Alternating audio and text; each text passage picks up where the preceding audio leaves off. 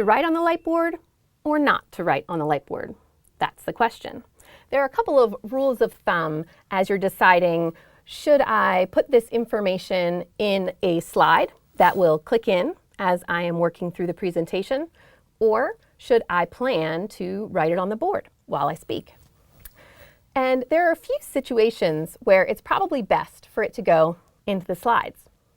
The first is if there is a lot of text.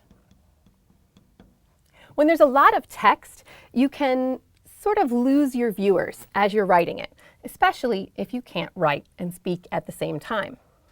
Another good use of the slides are diagrams. Not necessarily every diagram goes better in the slides. However, if the plan is simply to reference or gesture in the general direction of a diagram, then it's probably better for it to be in your slides. So if you're wondering when you should actually write on the whiteboard, you should write as much as possible.